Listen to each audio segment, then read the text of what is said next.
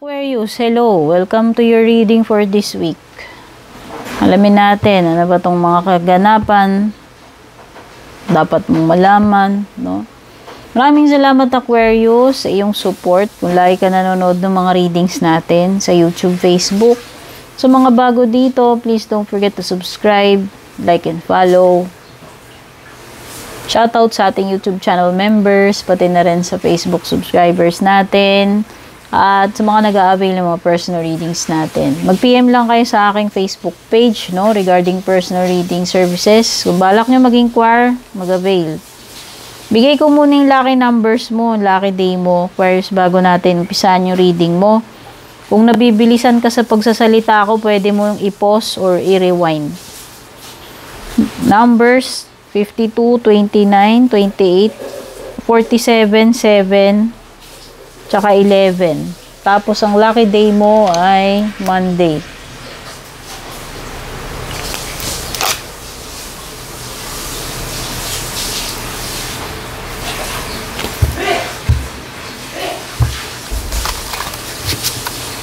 Natin, ha? Ano ba yung mga energies na meron?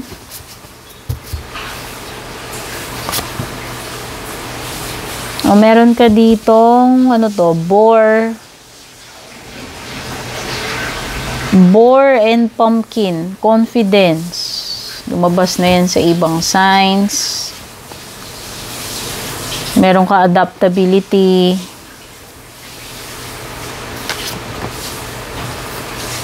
Peace. Uy, peace daw. Oh, meron ka bang nakaaway lately, nakasama ng loob?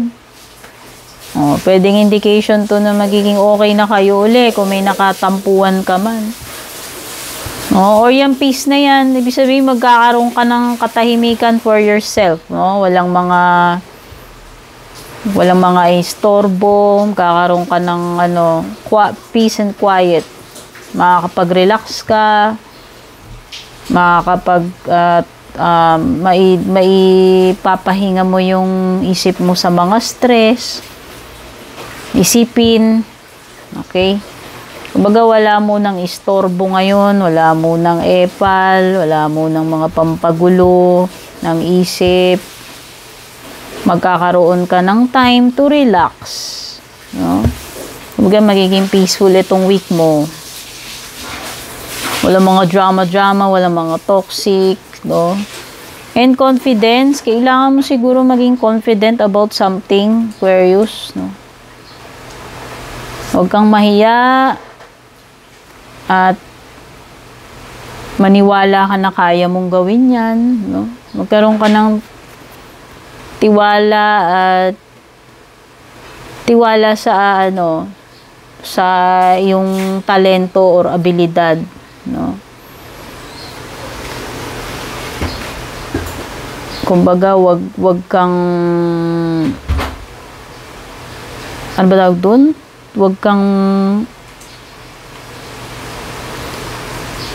kang bastang aatras or mai-intimidate. Yan.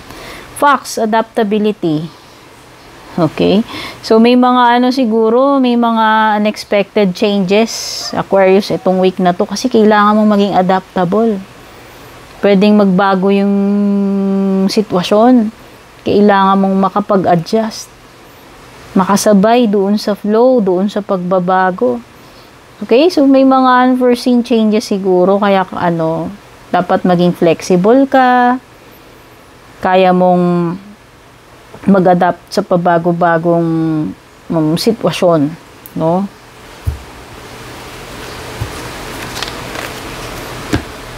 Tingnan natin yung love life. Diba? Anong balita sa iyong love life ngayong week na ite? Divine timing. Oh, ito na yata yung timing na hinihintay mo or kailangan mo pang mag-wait. Be patient. Hayaan mo na mag-unfold ng naturally itong kung ano man yan. Kung ano man yung hinihintay mo. Huwag mo na munang pangunahan. Huwag kang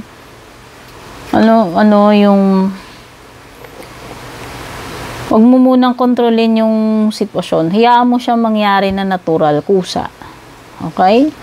Kumbaga, huwag kalburuhin. Pag kinalburo mo, parang minadali. Okay? May mga bagay na hindi natin pwedeng ipwersa, madaliin, Aquarius, no? Lalo na sa pag-ibig. No? May mga bagay na nagtitake ng time. May mga bagay na kailangan magpasensya, maghintay.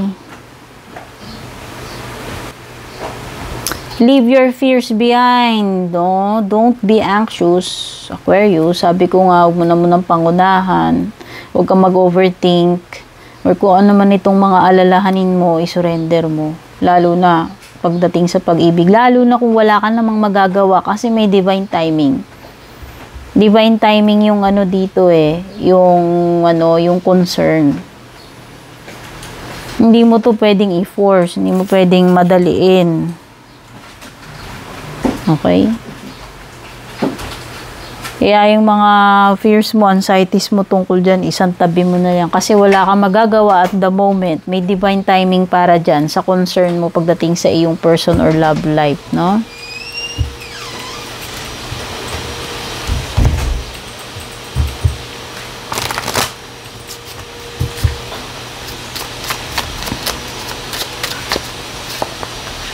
Tower. Uy.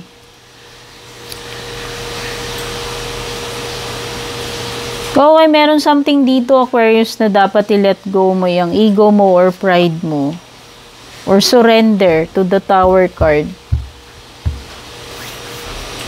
May mga bagay dito this week meant to, to change or meant na hindi magpatuloy, meant na masira, gumuho, no?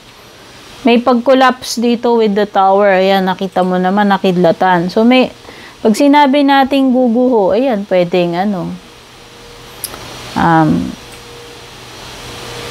pwedeng ending or sudden disruption.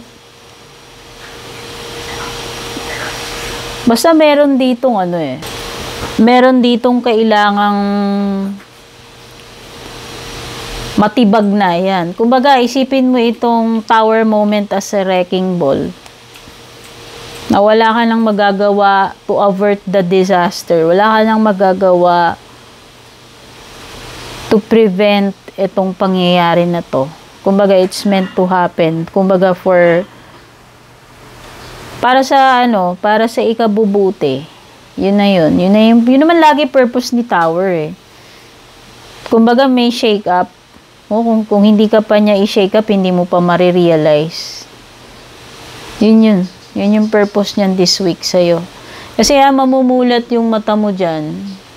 Dahil dito sa Tower moment na to. Kung ano man itong biglaan na to, ikakashock mo man yan. For sure, unprepared ka. Meron ditong kumbaga itong distraction na to will lead you to awareness or realization na kung ano man yung dapat na ma-realize mo at kailangan ng palitan, baguhin or matapos. Okay, it could be a relationship kasi meron kang 2 of Cups dito. So pwedeng may mga ka dito, yung wake up call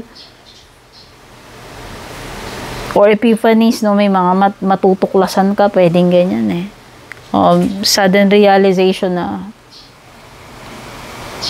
kaya pala ganito ganyan.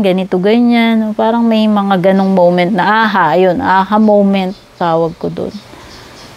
Okay? Pwede may kinalaman sa partnership, business, or romantic. No, nakikita ko parang yung iba dito, meron kayong meet up, no? May magtatagpo rito, may magkikita, pwedeng iba papasok kayo bagong contract or partnership. May connection Meron ditong magkakabati, yun nga yung piso, pwedeng iba. Sabi ko nga, kung may nakatampuan ka, nakaaway ka, parang mabubuo uli yung samahan ninyo, yung connection. Mare-reunite, mare-reconnect, no? Merong ditong pagbabali ka ng loob, pagkakaayos.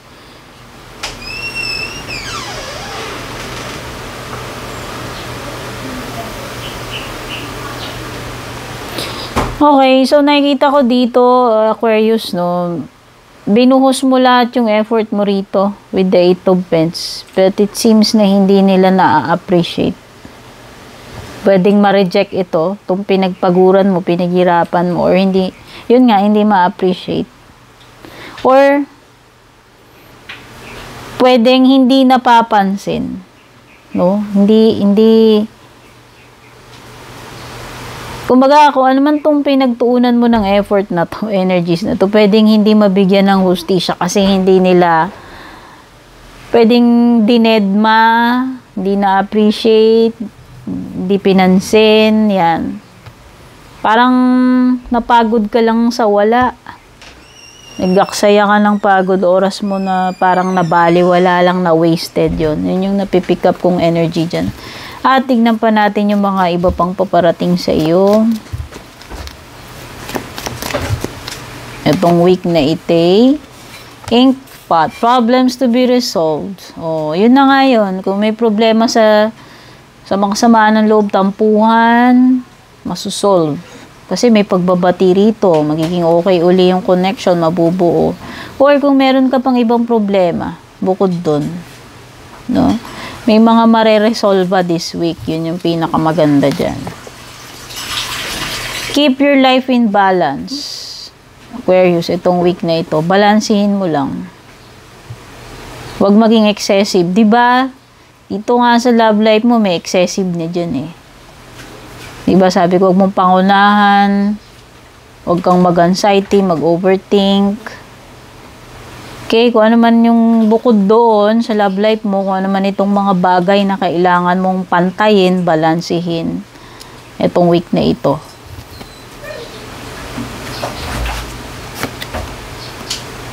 Beware of self-delusion. Ako, isa pa yan. O, yun na nga. Delulu. Pagiging delulu this week, boss, bawasan. Yung mga tamang hinala, boss, bawasan. Yung mga pag-overtake, anxiety, overthinking, bawasan. Mga unrealistic na expectations, bawasan. Kung ano man itong mga delusions na to, may kinalaman man yan sa sarili mo or sa ibang tao. Okay? Maging ano ka lang, maging grounded, maging aware ka lang doon sa fantasy versus reality. Balance lang, skills. Take care, God bless, Aquarius.